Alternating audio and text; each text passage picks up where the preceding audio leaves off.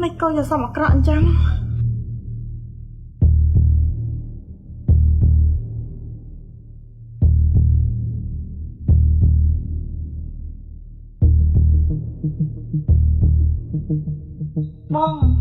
បងទៅមកពីណាហ្នឹងមិនចាំបាច់សួរទៅណាមកណាត្រូវប្រាប់ដែរ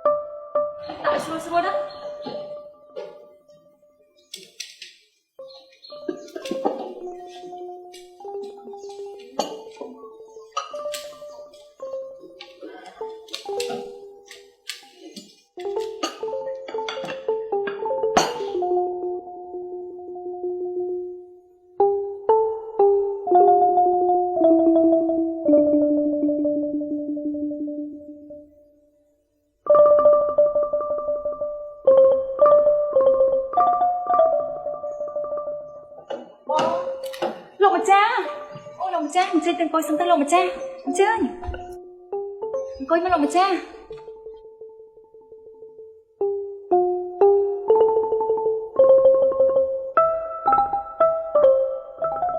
នោះហើយបាយ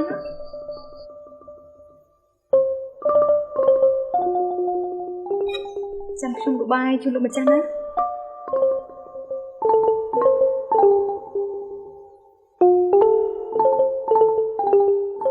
ខ្ញុំទៅបាយជួយបងស្រីដែរណា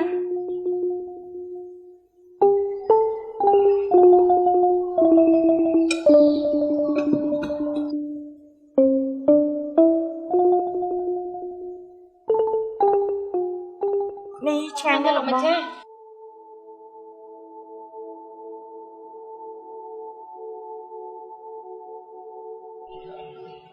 អរគុណ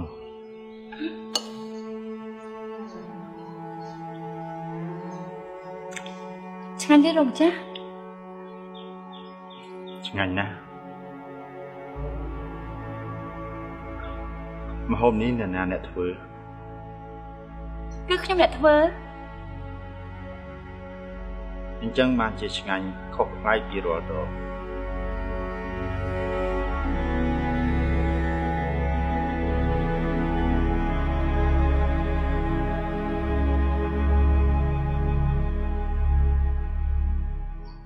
ឯម្ហូបនោះបងស្រីជាអ្នកធ្វើលោកម្ចាស់សាក់ភ្លក់តែមើលឆ្ងាញ់ណាស់មែនទេបងស្រី